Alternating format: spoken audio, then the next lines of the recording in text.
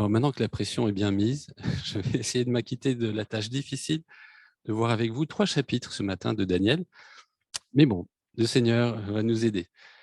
Personnellement, hem, j'ai eu l'occasion d'observer une araignée tisser sa toile à 2 reprises et j'avoue que ce qui me frappe, c'est qu'au début, on ne sait pas du tout ce qu'elle est en train de faire. Vous la voyez partir sur une tige, puis sur une autre. Parfois, elle se laisse tomber, elle se laisse glisser dans l'air, mais vous ne savez pas du tout où elle va et ce qu'elle va faire. En plus, son fil, il est transparent, alors allez y comprendre quelque chose. Puis au bout d'un moment, vous voyez se former cette toile parfaitement régulière, composée de plusieurs fils, certains qui sont collants, d'autres qui sont simplement là pour donner la structure. Et en écoutant notre frère tout à l'heure, je me disais, mais en fait, Dieu, il fait comme ça avec nous. On ne comprend rien à ce qu'il fait souvent. On ne peut que constater après coup ce qu'il a fait souvent. Mais lui, il a un plan. Et les petites araignées aussi, elles ont un plan, elles ont un schéma. Je ne sais pas comment elles font. Elles ont sûrement un cerveau très petit mais suffisant. Dieu leur a donné ce qu'il fallait. Et elles savent où elles vont mettre les fils. Et Dieu sait aussi ce qu'il fait avec les humains, avec son Église, comme il savait ce qu'il faisait avec son peuple dans le passé. Alors nous allons relire ces textes de Daniel, mais je voudrais simplement repenser d'abord à ce qu'il traversait comme circonstance. Et ce qui me frappe chez lui, c'est que c'est vraiment un homme pieux qui ne se lasse pas de chercher à comprendre le plan de Dieu. En relisant le prophète Jérémie, il avait saisi que Dieu avait fixé une durée de 70 ans pour la déportation de son peuple. Il s'est adressé à lui dans une prière qui montre son humilité, combien il est repentant, combien il intercède pour son peuple et pour sa ville. Et il demande à Dieu d'intervenir en faveur de ce peuple, en faveur de sa ville, à cause de son nom, pas à cause de son amour pour eux. Et il a bien une réponse de la part de Dieu, transmise par l'ange Gabriel. Et on l'avait étudié dans le chapitre précédent. Mais on ne sait pas du tout ce qu'il en a pensé. On ne sait pas ce qu'il a compris. On a juste le récit et l'explication de l'ange, mais après, on n'en sait pas plus. Et ça, c'était en 538 avant Jésus-Christ. Et à cette même date, on voit que Cyrus a ordonné au peuple juif de retourner à Jérusalem pour rebâtir le temple. Et certains sont partis. Et en soi, c'est déjà un exaucement de la réponse. Enfin, c'est déjà un exaucement à la prière de Daniel. Mais voilà que 2 ans plus tard, l'autel a été reconstruit, les sacrifices sont offerts, les bases du temple sont posées, les fondements sont là, mais rien n'avance. Parce que les peuples autour mettent la pression et ils empêchent les Juifs de reconstruire leur temple. Les murailles sont toujours en ruine. Alors, est-ce que c'est ça qui pèse sur le cœur de Daniel? On ne le sait pas. On ne sait pas si c'est ça qui fait qu'il va prendre 3 semaines pour se plonger dans la prière, où il va être comme dans le deuil, et il demande à Dieu, il le supplie de l'aider à comprendre la suite. Qu'est-ce qui va arriver à son peuple? Alors, on n'a pas l'explication là, on n'a pas le détail de sa prière, mais on comprend ce qu'il a demandé à travers la suite du texte. On sait qu'en tout cas, il est au bord du Tigre, donc il est toujours dans le pays où il a été déporté. On ne sait pas pourquoi il n'est pas allé à Jérusalem, lui aussi qui aimait tant Jérusalem.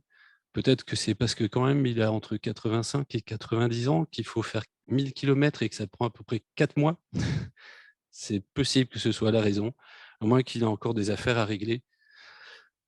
En tout cas, il prie, il s'humilie encore et au bout de 3 semaines, il va avoir une réponse.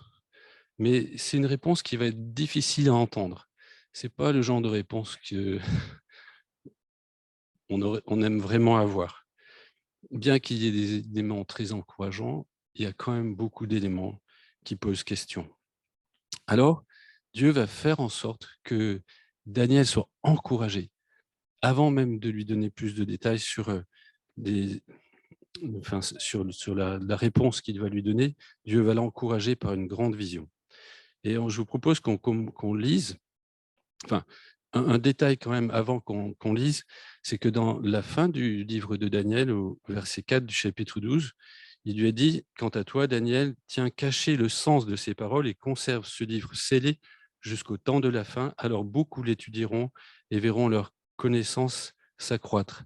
Donc on a dans ce livre, dans ce qui est donné à Daniel, une explication, mais c'est une explication en partie. Tu le tiens caché, mais les gens vont l'étudier, ils vont comprendre. Donc, ça vaut le coup de prendre encore le temps ce matin. On va essayer de comprendre, mais vous allez voir qu'on ne va pas tout comprendre. Alors, Daniel 10, verset 1.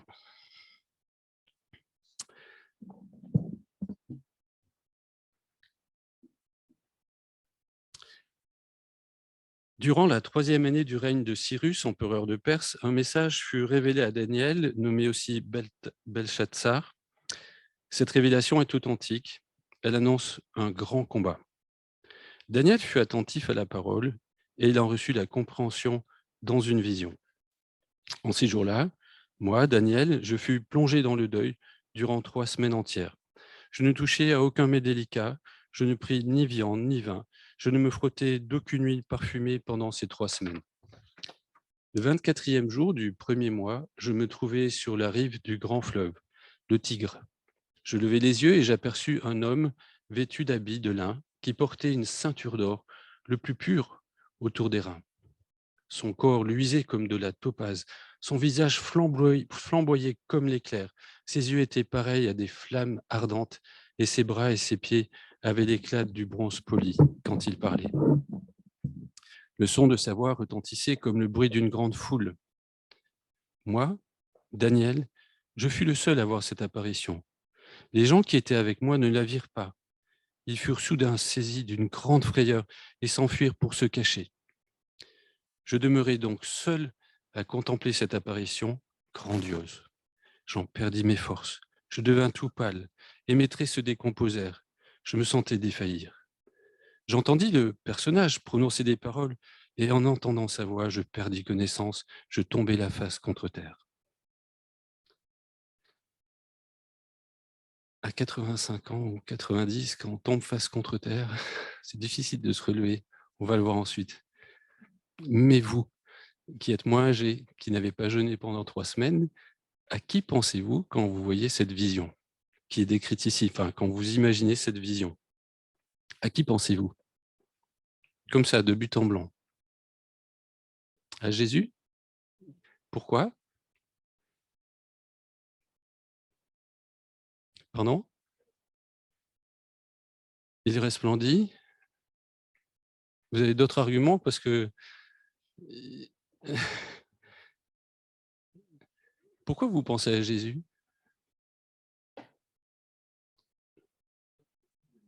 Oui, mais les pharaons aussi étaient vêtus de lin.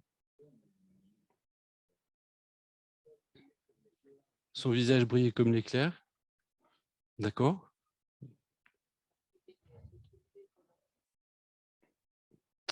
Ça, c'est lui qui vient de souffrir, hein, c'est pas le personnage qu'il voit.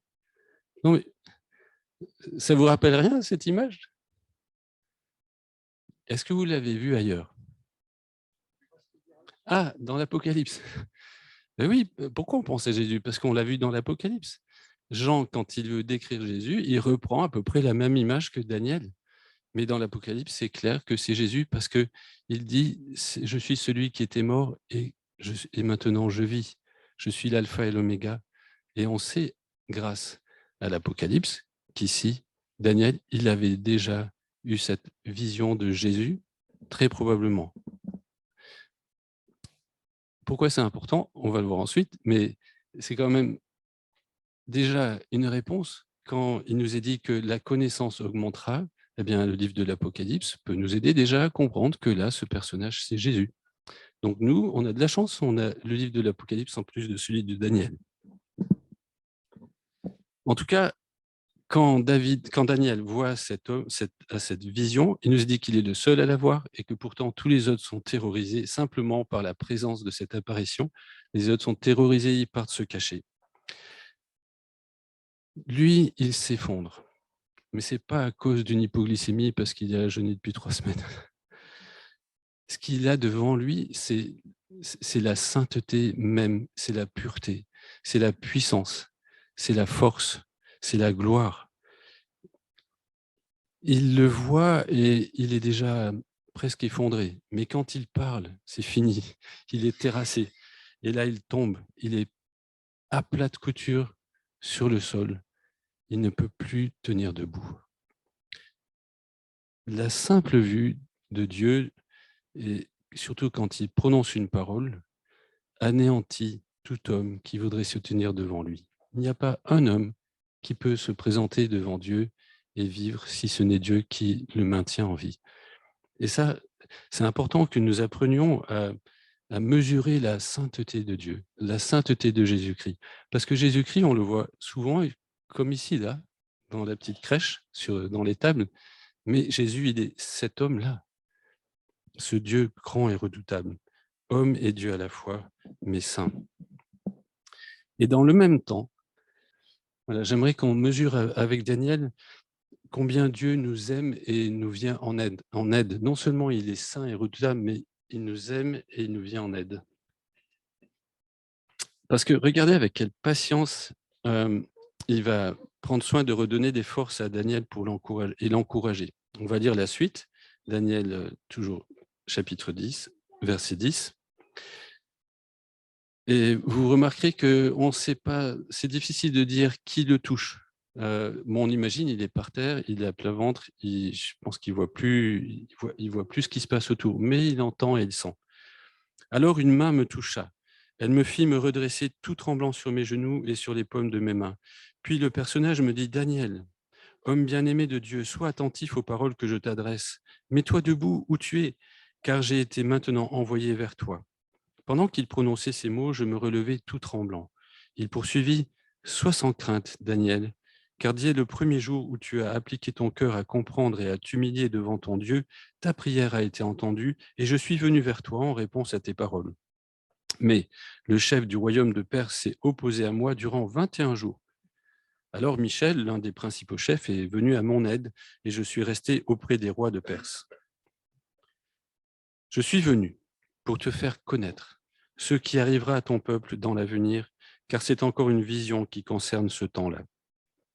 Pendant qu'il m'adressait ces paroles, j'inclinai la tête vers le sol et je restais muet. Et voici qu'un personnage qui avait l'aspect d'un homme me toucha les lèvres. Alors, je pus de nouveau ouvrir la bouche et parler. M'adressant au personnage qui se tenait devant moi, je lui dis « Mon Seigneur, cette apparition me remplit d'angoisse au point de m'ôter toute force. Comment le serviteur de mon Seigneur que je suis pourrait-il parler à mon Seigneur qui m'est apparu alors que je n'ai plus aucune force, que j'ai perdu le souffle ?» Alors celui qui avait l'aspect d'un homme me toucha et me fortifia. Puis il me dit, sois sans crainte, homme bien-aimé de Dieu, que la paix soit avec toi, fortifie-toi. Pendant qu'il me parlait, je repris des forces et je lui dis, que mon Seigneur parle, car tu m'as fortifié. Il me dit, sais-tu pourquoi je suis venu vers toi? Je suis sur le point de m'en retourner pour combattre contre le chef de la Perse et que quand je partirai, le chef de la Grèce apparaîtra. Mais auparavant, je vais te révéler ce qui est écrit dans le livre de vérité. Personne ne me soutient contre tous ses adversaires, excepté Michel, votre chef. Moi, de mon côté, je me suis tenu auprès de lui dans la première année de Darius le Mède pour le soutenir et l'appuyer. Il se passe beaucoup de choses dans ces quelques versets, mais ce sur quoi j'aimerais qu'on s'attarde, c'est regarder combien Dieu va prendre soin de Daniel, que ce soit directement ou indirectement par cet ange qui vient le toucher. J'ai plutôt l'impression que c'est l'ange. Bon, il y a des discussions là-dessus, mais admettons que ce soit l'ange, d'accord? De toute façon, les anges, ils obéissent à Dieu, donc s'il le fait, c'est parce que Dieu lui demande de le faire. Il est allongé à plat ventre, il a les yeux fermés, il est demi-conscient et il sent une main qui vient le toucher. Et cette main, elle va l'aider à se relever et il se met à quatre pattes, sur les genoux et les mains. Et là, il est terrassé, mais quand même, Dieu va l'aider à se relever. Et puis, il entend ces mots, « Homme bien-aimé de Dieu ». Homme bien-aimé de Dieu. Vous voyez, il ne dit pas « homme que j'aime », c'est « homme bien-aimé de Dieu ». Mets-toi debout. Et alors, en entendant ces paroles et en ayant ce soutien, il arrive à se redresser. Mais il est encore tout tremblant. Il, il est debout, mais vraiment tremblant. Et il est mutique. Il ne peut plus parler. Il est sous le choc encore. Alors, on vient lui toucher les lèvres. Et là, il peut à nouveau parler. Mais quand il parle, c'est pour finalement exprimer sa faiblesse et son angoisse. Il dit, je suis si faible, comment je peux faire pour me tenir devant toi? Et là, il s'entend dire, sois sans crainte, et une deuxième fois, homme bien-aimé de Dieu, que la paix soit avec toi, fortifie-toi. Et effectivement, il va retrouver des forces. Et alors, il peut se concentrer sur le message qui lui est adressé. Il me semble qu'on peut vraiment voir là l'attitude de Jésus, l'attitude de Dieu avec nous quand nous sommes terrassés par sa sainteté, quand on pêche, terrassés par notre culpabilité ou nos péchés, quand on est dans l'épreuve, terrassé par ce qui est devant nous, qui nous fait peur. En tout cas, à chaque fois qu'on est affaibli, on voit bien que ici, que Dieu va venir nous soutenir, nous encourager, nous rappeler son amour, à la fois par ses paroles, mais aussi par son action. Et il me semble que ça ressemble beaucoup à ce qu'on a vu de Jésus quand il s'adressait à Pierre, par exemple, quand Pierre réalisait combien il était pécheur. Et souvent, il leur disait, mais soyez en paix, n'ayez pas peur quand ils terrassent la mer. Eux, ils étaient terrassés aussi à contre-coup. Et chaque fois qu'ils ont été impressionnés par la puissance et la sainteté de Jésus, Jésus les a rassurés. Mais malgré tout, il a sa part à faire, Daniel. Il faut aussi qu'il se fortifie. Et c'est cette association des deux qui va faire que, eh bien, il va prendre confiance. Si Dieu me dit qu'il m'aime, si Dieu me dit que je peux être en paix, si Dieu me dit que je n'ai pas à avoir peur, alors je lui fais confiance. Je ne vais pas avoir peur. Je me confie à son amour et je vais écouter ce qu'il a à me dire. Je vais me tenir debout devant lui. Et j'aime bien voir aussi, enfin, c'est cette notion que Dieu ne lui parle pas quand il est à plat de couture par terre, vous voyez. Et Dieu, il le relève d'abord avant de lui parler. Il lui parle pas quand il est encore écrasé. Enfin, je veux dire, il va pas lui dire les choses importantes qu'au moment, il peut pas les comprendre. Il faut qu'il soit assez fort pour les comprendre. Donc, je crois que Dieu va faire pareil avec nous. Il va nous relever, nous soutenir, fortifier. Et au moment où on va avoir assez de force, il va nous dire, bon, allez, on va un peu plus loin. Allez, on va faire ceci ou cela ensemble. Alors, c'est vraiment important. Est-ce qu'on est conscient d'être ces bien-aimés? Est-ce qu'on est conscient de l'importance que Jésus tient à nous fortifier, à nous édifier par sa parole, par son amour, par ses interventions? Ce qui est impressionnant aussi ici, c'est que Daniel apprend que dès le premier jour, Dieu a entendu sa prière. Parce que lui, il peut se dire, bon, ça fait déjà 3 semaines que je jeûne, que je prie, je vais prendre l'air au bord du Tigre, parce que je commence à m'épuiser en prière. Et il pourrait se dire, mais finalement, Dieu, il répond pas.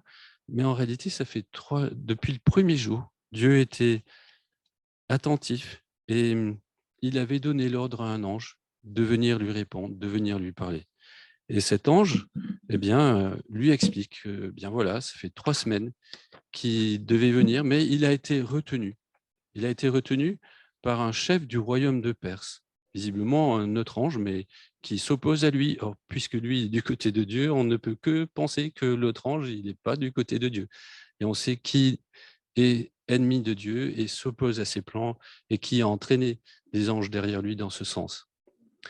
Et non seulement il a été retenu par le chef du royaume de Perse, mais il va devoir repartir pour de nouveaux combats. Et à ce moment-là, il y aura un autre chef, celui de Grèce, qui va venir. Et là, il nous rappelle ces deux royaumes qui ont été imagés par le bouc et le bélier qui se combattent. Et on voit que finalement, en arrière-plan de l'histoire humaine, eh bien, il y a un combat qui se livre dans le monde spirituel, dans le monde des anges. Et on comprend que l'humanité entière est entraînée dans une lutte qui la dépasse largement. Il y a des puissances spirituelles qui sont au service du diable, qui sont ennemis de Dieu, qui sont à l'œuvre. Elles s'opposent aux anges fidèles et aux hommes qui veulent glorifier Dieu.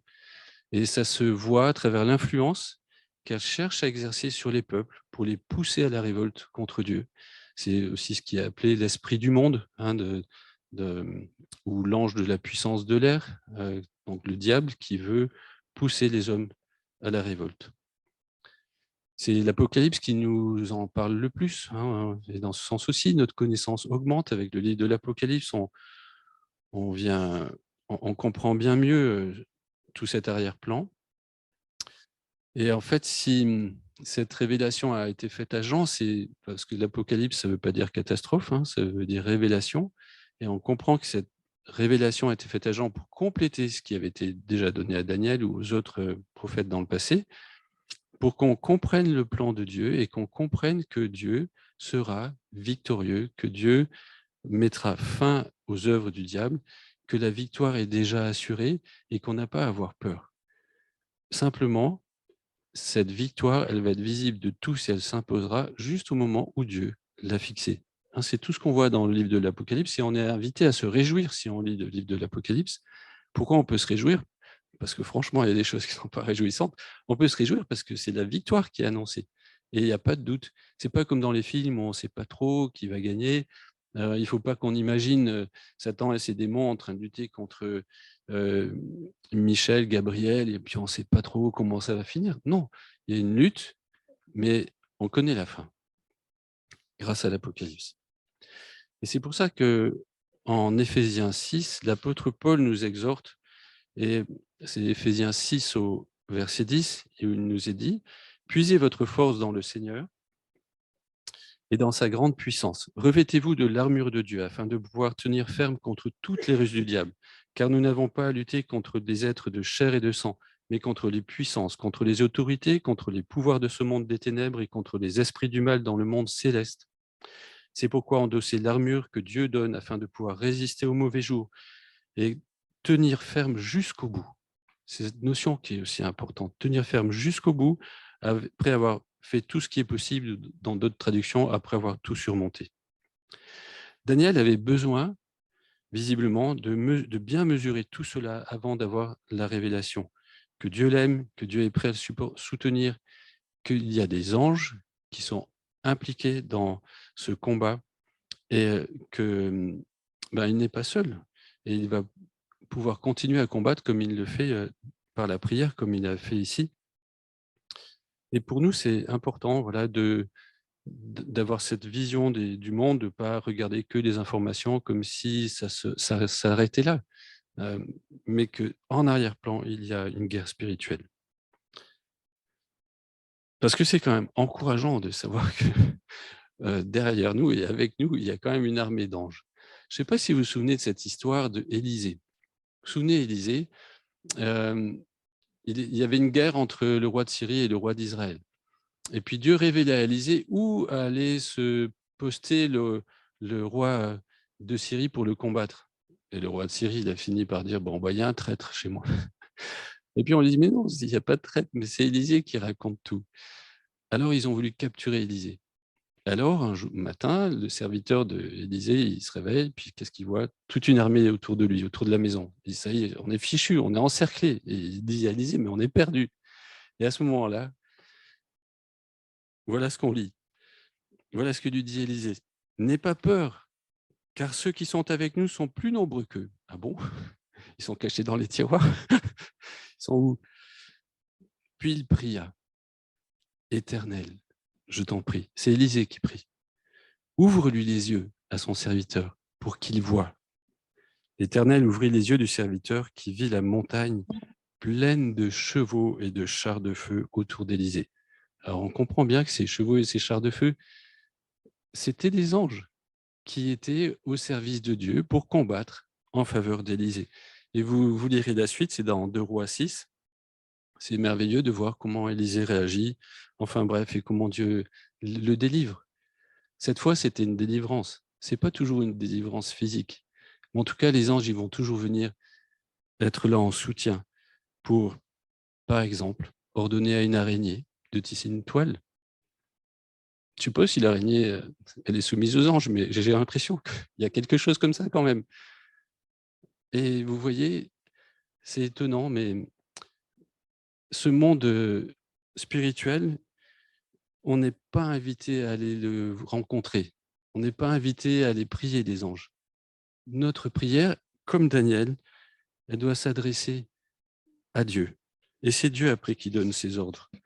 On aurait envie de creuser un peu, là, de dire, ah, c'est qui ce chef-là, Dieu la Père, c'est qui ce chef? Alors, c'est qui le chef de Villefranche? Vous savez son nom? Ou de la France? C'est pas important. C'est Dieu qui ordonne au chef de la France ou au chef de Villefranche, s'il y a un chef pour une ville, c'est lui qui s'en occupe. Nous, on prie pour Villefranche. Nous, on peut prier pour la France, pour nos voisins. Mais on ne va pas entrer dans ces recherches, ces spéculations. Ce n'est pas notre domaine. On sait qu'ils existent. On sait qu'ils sont là pour aider les chrétiens, les croyants, parce qu'à l'époque, c'était les croyants juifs. Tous ceux qui veulent chercher Dieu et le servir, les anges vont les aider. Du coup, nous comprenons que Dieu veut nous fortifier directement par sa parole. Il veut nous fortifier en intervenant pour nous soutenir, nous secourir. Et il va donner des ordres à ces anges pour que notre pied ne trébuche pas.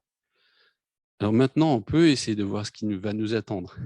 Une fois qu'on est comme ça, bien encouragé, comme Daniel l'est, on peut peut-être aller un peu plus loin. Et j'aimerais qu'on mesure qu'on mesure avec Daniel combien Dieu est maître de l'histoire humaine. Et pour le faire, je vous invite à lire chez vous le chapitre 11, mais à le faire en découvrant aussi les faits historiques dont nous avons maintenant connaissance grâce à un document qu'on va vous faire passer, je vais voir ça avec Jean-Daniel, par l'Info Hebdo. C'est un commentaire, pour chaque verset, il y a une correspondance historique. Parce que vous l'avez probablement lu, le chapitre 11, on s'y perd. Hein. On ne sait plus trop où on en est. Ce qu'on constate, c'est que on revoit apparaître l'Empire médo-perse. Après, on revoit apparaître l'Empire grec avec Alexandre, ce dont on a déjà parlé précédemment. Et puis après, on voit que finalement, il y a un roi du Nord, un roi du Sud. Ils n'arrêtent pas de se disputer. Et chaque fois qu'ils passent à la hauteur d'Israël, eh ben, ils en profitent pour leur prendre des choses ou leur faire du mal. Et finalement, on a un focus qui vient sur un roi, pas très sympathique, un peu même méprisable, qui finit par souiller le temple, faire du mal aux Juifs, et on apprendra grâce à l'histoire qu'il s'appelle Antiochus Épiphane, ce que Daniel ne pouvait pas deviner, et que finalement il essaiera d'empêcher les Juifs de vivre leur relation avec leur Dieu en obéissant à sa loi. Et on peut bien comprendre quand même en voyant ce fameux Antiochus Épiphane qu'il est une représentation, en tout cas dans l'Apocalypse, Jésus y fait référence, et on peut comprendre que quand il est question d'antichrist dans l'Apocalypse, c'est quelqu'un qui va faire un petit peu ce qu'il a fait, mais en bien plus grand et avec beaucoup plus de méchanceté et beaucoup plus de destruction. Alors comme ça a été déjà abordé au chapitre 8, on ne va pas revoir tout ça, mais vraiment, je vous encourage à vraiment lire ce document, parce que ça vaut la peine. Moi, en tout cas, ça m'a époustouflé de voir combien Dieu avait réussi à prévoir les choses avec beaucoup de détails, et c'est important d'en prendre conscience. On peut quand même se demander ce que Daniel a pu comprendre de la prophétie.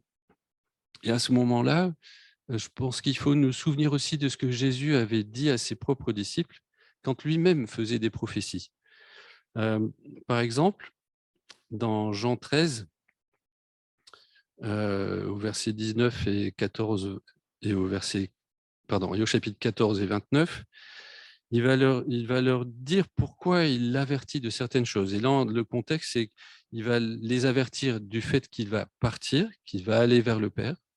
Il va les avertir du fait qu'il va leur donner le Saint-Esprit. Et sur le moment, les disciples, visiblement, ils ne comprennent pas tout. D'ailleurs, il y a Philippe qui dit « Mais tu vas où? On ne sait pas où tu vas. Comment tu veux qu'on y aille ?» Et Jésus va devoir lui expliquer un peu plus. Mais à cette époque-là, Jésus leur dit ce qui va se passer dans l'avenir pour eux dans quelques semaines. Et ils ne comprennent pas. Alors vous imaginez Daniel, c'est plusieurs siècles après, lui non plus, il n'a pas tout compris. Alors à quoi bon donner une prophétie si les gens ne peuvent pas comprendre? Eh bien, Jésus le dit. Je vous ai prévenu dès maintenant, avant que ces choses arrivent, pour qu'au jour où elles se produiront, vous croyez.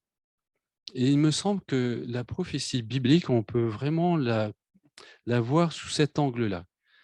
Si on veut étudier les prophéties pour connaître l'avenir, savoir ce qui va se passer, à quel moment précis, et avec l'espoir comme ça de pouvoir caler sa vie en fonction, eh bien, je pense on va avoir mal à la tête, on va avoir des migraines. Parce que moi, j'en ai eu pour essayer de comprendre. Et en fait, on est à un moment donné obligé de capituler et de dire, bon, qu'est-ce que Dieu veut vraiment que je comprenne? Il me semble que Jésus, là, nous dit, je vous le dis pour que quand ça arrive, vous sachiez, vous croyez. Que vous croyez quoi? Que vous croyez que je suis vraiment Dieu, puisque je le savais à l'avance, que je vous l'ai annoncé, ça montre que je suis Dieu. Et vous pouvez donc me faire confiance. Et il me semble que nous qui pouvons relire, grâce à l'histoire, la prophétie de Daniel et voir tout ce qui s'est accompli, ça doit nous pousser à faire confiance à Dieu. S'il a pu annoncer tout cela en détail, ça doit nous pousser à lui faire confiance. Par exemple, pourquoi est-ce qu'il y a eu cette prophétie sur les vêtements de Jésus? C'était important. Ils se partageront, ils vont tirer au sort, enfin, ils se partageront ma tunique, non, ils se partageront mes vêtements et ils tireront au sort ma tunique. Bon, la tunique, c'était si important? Je crois pas. Par contre, que nous, on réalise que Dieu connaissait à l'avance ce petit détail, ça nous aide à croire. Déjà, ça nous aide à reconnaître que c'est bien Jésus dont il était question dans le passage où il en était parlé, mais surtout, ce Dieu-là, mais il connaît tout, tout à l'avance. Il n'y a rien qui le surprend.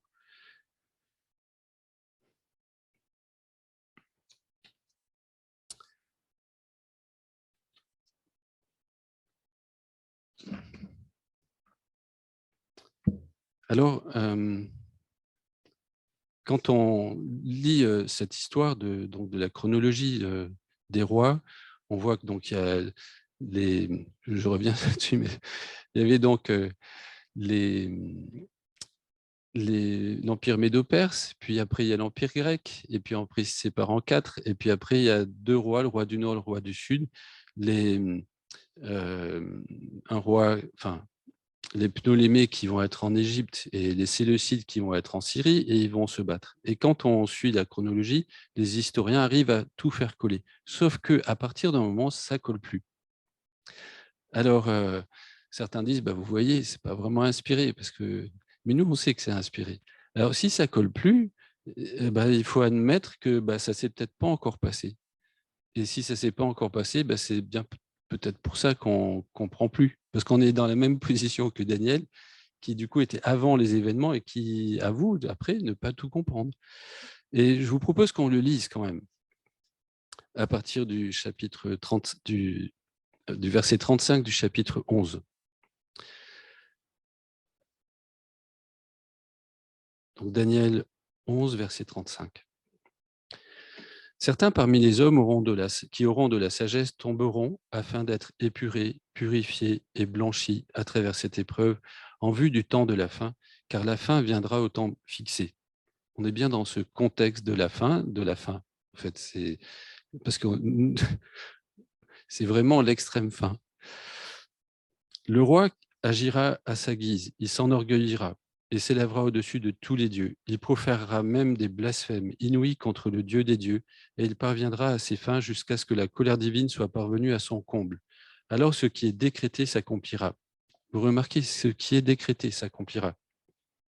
Il n'aura de considération ni pour les dieux de ses ancêtres, ni pour la divinité chère aux femmes, ni pour aucun autre dieu, car il se placera au-dessus de tous.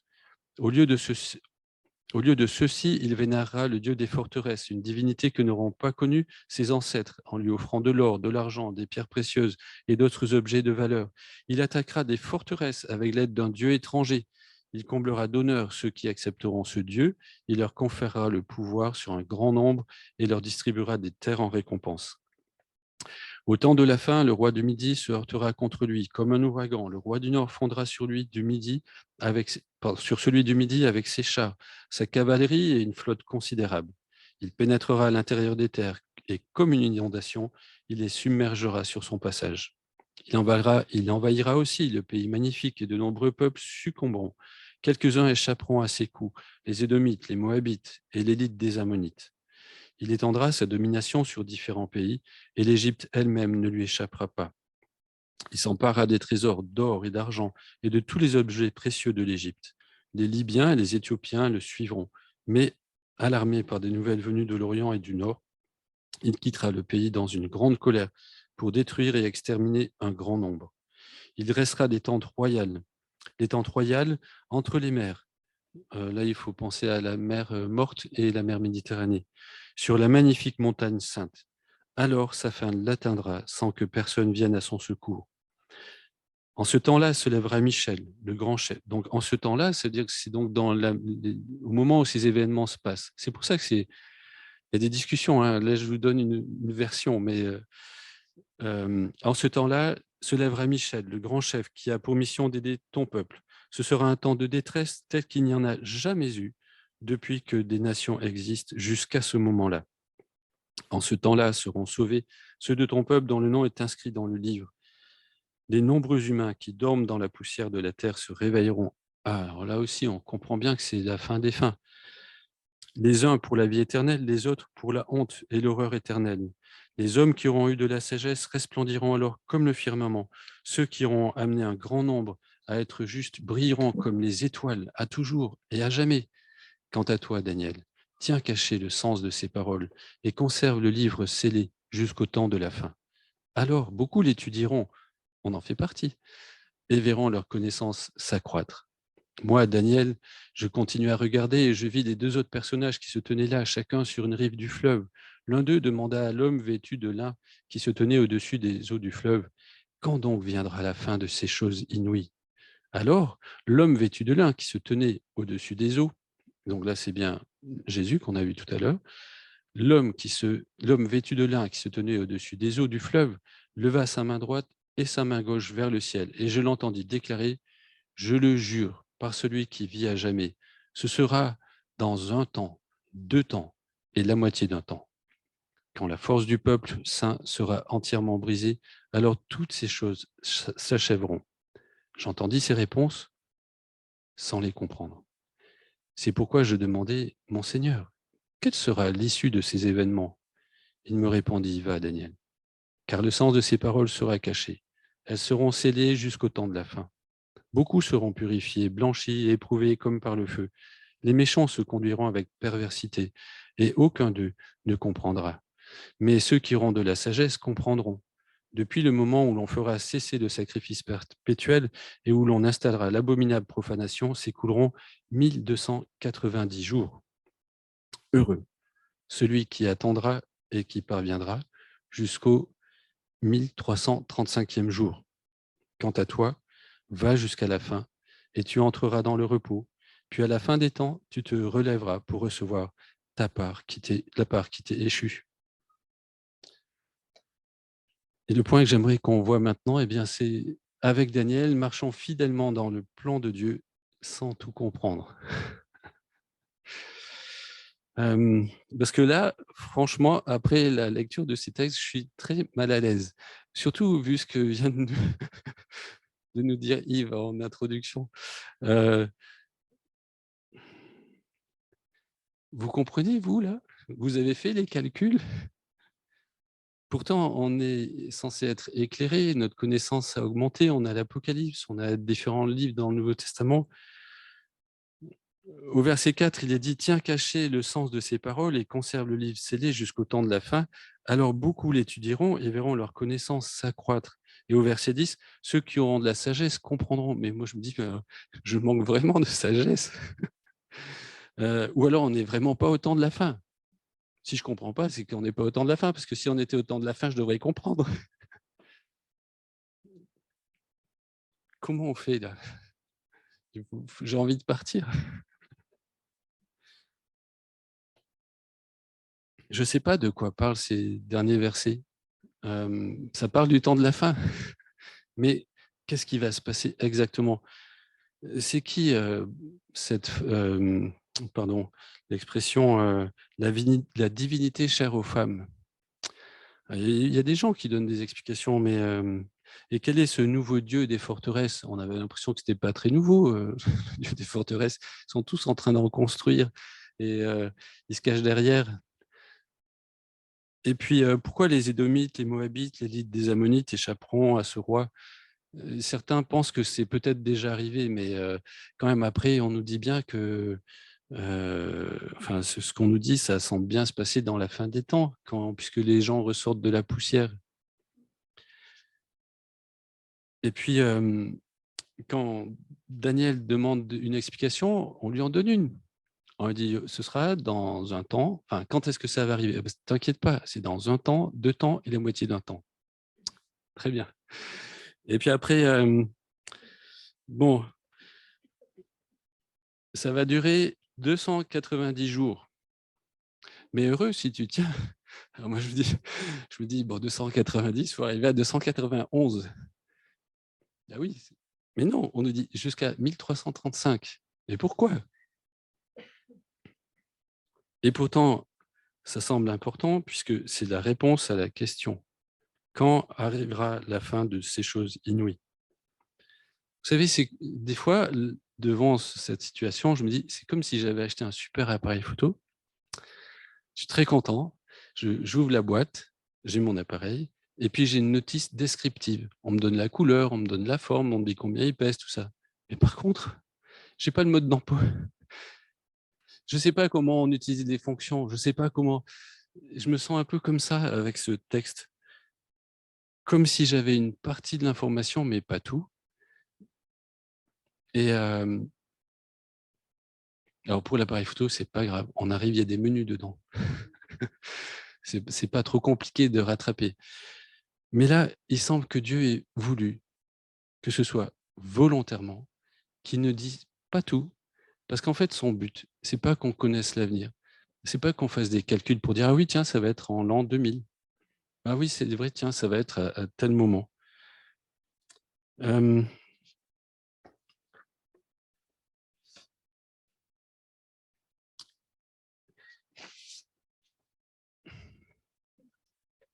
pardon. Les disciples aussi étaient préoccupés par cette question. Quand est-ce que tu vas revenir? Quand Jésus leur dit, il faut que vous restiez à Jérusalem, je vais vous envoyer le Saint-Esprit, à ce moment-là, il va leur donner une réponse qui est quand même édifiante. Les disciples lui disent, Seigneur, est-ce à ce moment-là, donc quand tu vas nous envoyer le Saint-Esprit, que tu rétabliras le royaume pour Israël? Et il leur répondit, ce n'est pas à vous de connaître les temps ou les moments que le Père a fixés de sa propre autorité, mais vous recevrez une puissance lorsque le Saint-Esprit viendra sur vous, et vous serez mes témoins à Jérusalem, dans toute la Judée, dans la Samarie et jusqu'aux extrémités de la terre. Ils n'ont pas de réponse à la question qu'ils ont posée. Est-ce que c'est à ce moment-là? Jésus leur dit pas, non, non, ce sera plus tard. Il leur dit, mais en fait, c'est pas à vous de le savoir. Par contre, je vous donne une puissance qui vous permettra d'aller jusqu'au bout. Vous irez dans toutes les nations et vous répandrez l'évangile. Et ça, c'est bien plus important de savoir que Dieu nous accompagne chaque jour. Quand est-ce qu'elle viendra à la fin? On s'en approche, c'est clair. Mais ne perdons pas de temps au calcul. Déjà, dans ses enseignements, Jésus avait beaucoup insisté sur ce point. Il disait, quand vous entendrez parler de guerre et de soulèvement, ne vous laissez pas effrayer, car il faut que ces choses arrivent d'abord. Cependant, ce ne sera pas encore la fin. Puis il leur dit, une nation se dressera contre une nation, un royaume contre un royaume. Il y aura de grands tremblements de terre en divers endroits, ainsi que des pestes et des famines. Il y aura des phénomènes terrifiants, de grands signes dans le ciel.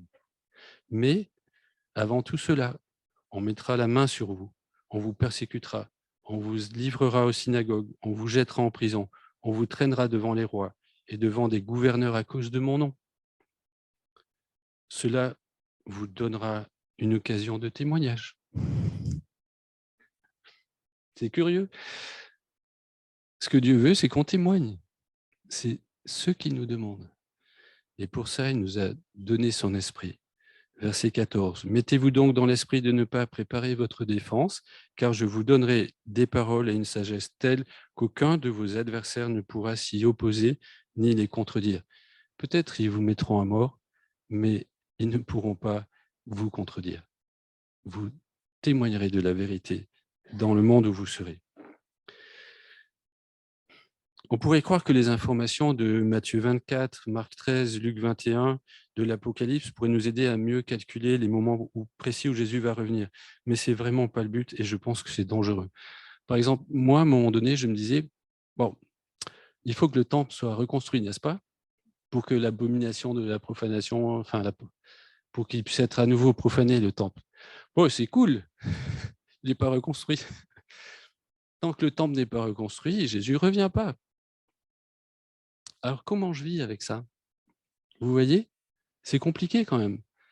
Si je me dis qu'il y a certains événements qui ne sont pas arrivés, ce n'est pas la peine de me préparer. En fait, je désobéis à Jésus parce que tout le temps, Jésus a dit attention, attention, attention. Dieu a volontairement donné des informations limitées pour que nous comprenions son plan, que nous marchions fidèlement à sa suite.